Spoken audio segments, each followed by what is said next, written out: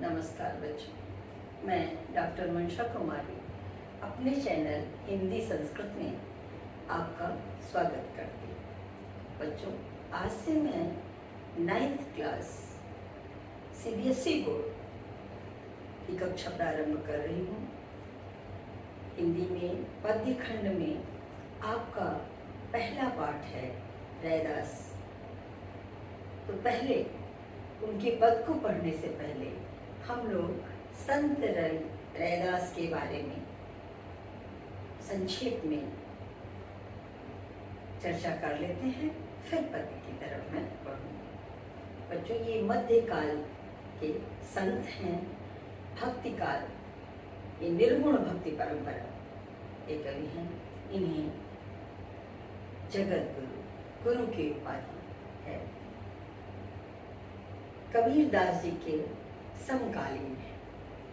कुछ लोग इनका जन्म 1388 में, कुछ 1398 में मानते हैं। वाराणसी ही इनकी जन्मस्थली और कर्मस्थली। तत्कालीन समाज में छुआछूत, जाति पाति फैला हुआ था, जिससे इनका अंतर्मन दुखी था। इन्होंने समाज से उन बुराइयों को हटाने का प्रयत्न किया। ईश्वर के प्रति दैन्य भाव, आत्मनिवेदन, दास्य भक्ति इनकी भक्ति है। इनकी बातें ऐसी थी जिससे लोगों को अपनी समस्या का समाधान दिखाई देता था, इसलिए लोगों ने इन्हें गुरु माना। कहते हैं मीराबाई के गुरु हैं और गुरु ग्रंथ साहिब में इनके 40 पद संग्रहित किए गए हैं। रविदासिया या रैदासिया पंथ इनके द्वारा चलाया गया पंथ है, एक अलग मार्ग है रविदासिया पंथ या रैदासिया पंथ। इस तरह बच्चों, ये महान संत हैं। आज हम लोग इनके पद को पढ़ेंगे। मैं पद पढ़ने जा रही हूँ। आप अपनी पुस्तक अपने सामने खोल लें। पुस्तक सामने रहने पर अर्थ अच्छी तरह समझ में आता है। आइए देखते हैं। अब कैसे छूटे राम नाम रट लागी, प्रभु जी तुम चंदन हम पानी, जाकी अंग अंग बास समान। प्रभु जी तुम घन वन हम मूला, जैसे चितवत चंद चकोरा। प्रभु जी तुम दीपक हम बाती, जाकी ज्योति बरै दिन राती। प्रभु जी तुम मोती हम धागा, जैसे सोने मिलत सुहागा। प्रभु जी तुम स्वामी हम दासा, ऐसी भक्ति करे रैदासा। बच्चों, मैं इनके पद के कुछ शब्दों के अर्थ भी बताती चलूंगी। वैसे तो बहुत ही सरल भाषा में इन्होंने कहा है, लेकिन हम लोग उसको भी समझेंगे। लेकिन सबसे पहले आप अंतिम पंक्ति को देखिए। प्रभु जी तुम स्वामी हम दासा, ऐसी भक्ति करे रैदासा। तो रैदास कैसी भक्ति करते हैं? क्या कहते हैं? प्रभु जी तुम स्वामी, कि हे प्रभु तुम हमारे स्वामी हो, मालिक हो, और मैं तुम्हारा दास हूँ, सेवक हूँ। इसका क्या मतलब हुआ बेटा? दास्य भक्ति एकदम स्पष्ट है। आप लिखेंगे दास्य भक्ति। इस पद में दास्य भक्ति है। संत रविदास अपने को सेवक, दास मानते हैं और ईश्वर को मालिक, स्वामी मानते हैं। चलिए अर्थ देखते हैं। अब कैसे छूटे राम नाम रट लागी। अब माने अब कैसे कैसे किस प्रकार छूटे, छूटेगा राम नाम, राम के नाम की रट लगी हुई। रट का अर्थ रटना है बेटा, लेकिन यहाँ उसका अर्थ आदत से हो जाए। संत रविदास क्या कहते हैं?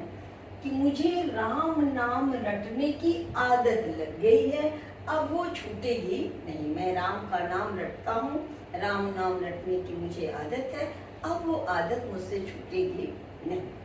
आगे कहते हैं, प्रभु जी तुम चंदन हम पानी। क्या कहते हैं कि हे प्रभु आप चंदन हो, तुम का अर्थ भगवान के लिए है बेटा। आप चंदन हो और मैं पानी हूँ।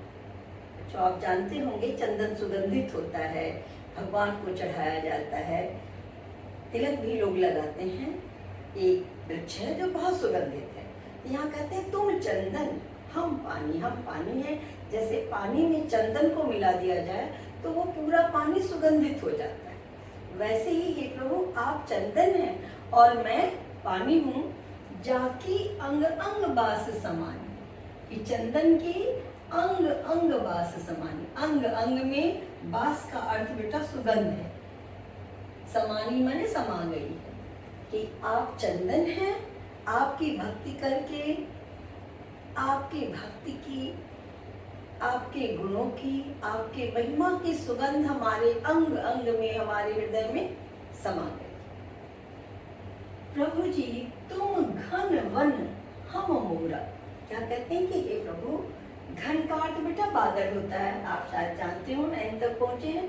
वन का अर्थ वन, तो घन वन बादलों के वन हो, अर्थात जैसे आकाश में उमड़ते घुमड़ते बादल जब आते हैं तो उनको देख करके मोर खुश हो जाता है और पंखों को फैला के नाचता है। तो कहते हैं कि तुम घन वन हम मोरा, तुम बादलों के वन हो और मैं मोर हूँ।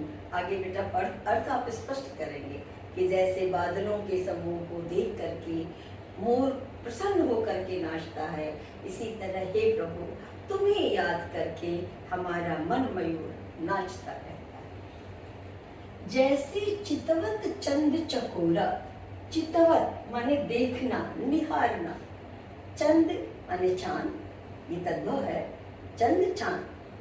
जैसे चांद को चकोर एक टक देखता है, चांद उसे बहुत सुंदर लगता है चकोर को। चकोर एक पक्षी है, कि जैसे चकोर पक्षी चांद को देखता है, हे प्रभु जी वैसे ही ये रैदास आपको देखता है, आपको याद करता है।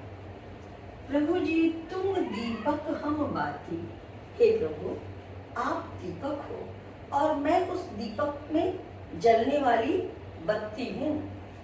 जाकी ज्योति बरे दिन राती, जिस बत्ती की ज्योति, जिस दीपक की ज्योति, बरे माने जलना, दिन रात जलती रहती है। हे प्रभु जी आप दीपक हैं और उस दीपक में जलने वाली बत्ती मैं। जाकी ज्योति आपसे प्रकाशित होकर के उस दीपक की ज्योति, जैसे दीपक में तेल होता है उससे प्रकाशित होती है बत्ती और वो जलती है, वैसे ही आप दीपक हैं और मैं बत्ती हूँ। आपके प्रकाश से प्रकाशित होकर के यह दीपक जल रहा है।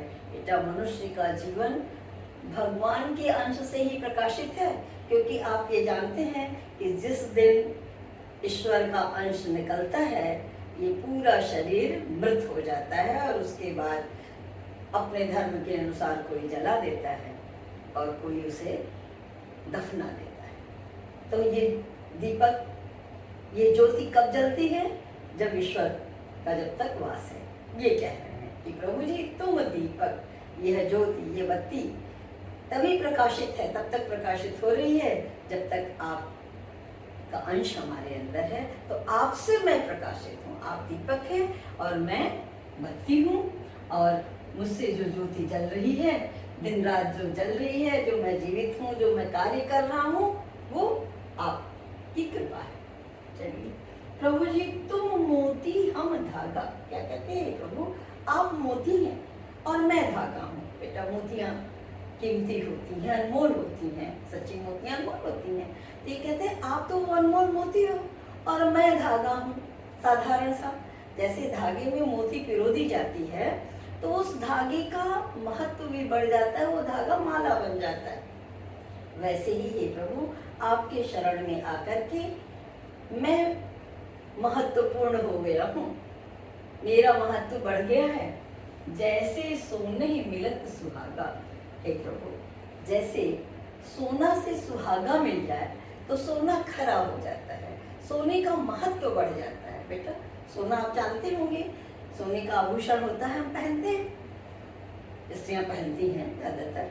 और सुहागा एक पदार्थ है जिससे सोने की शुद्धता परखा जाता है, उसे और अधिक शुद्ध कर देते हैं सोने से लेकर। तो कहते हैं कि हे प्रभु, जैसे सुहागा से मिलकर के सोना और खरा हो जाता है, वैसे ही आपकी भक्ति करके इस रैदास का महत्व बढ़ गया। चलो प्रभु जी, तुम स्वामी हम दासा। हे प्रभु, आप हमारे स्वामी हो, आप हमारे मालिक हो, मैं आपका दास हूँ, आपकी शरण में आया हुआ हूँ, मेरी रक्षा करो, मुझे मुक्ति दो, क्योंकि आप के नाम की रट लगी है, अब आपको छोड़ करके मैं कहीं अन्यत्र नहीं जाऊंगा। इस तरह पूरे में बेटा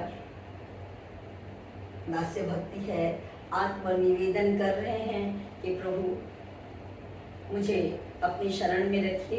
एक चीज याद रखना बेटा, इनकी राम नाम जो कहे हैं परमात्मा के लिए आया है। दशरथ पुत्र राम का वर्णन निर्गुण भक्ति शाखा वाले कवि नहीं करते। अब इस पर बेटा प्रश्न उत्तर आप पहले अपने से बना लें कि जैसे किसकी रट लगी है, तुम चंदन हम पानी, इसका क्या अर्थ है, ऐसे करके प्रश्न बना लें। बाकी मैं प्रश्न उत्तर करके आपको फिर वीडियो दूंगी। मुझे सुनने के लिए बच्चों धन्यवाद। अगर कहीं परेशानी हो तो मुझे टिप्पणी करके अवश्य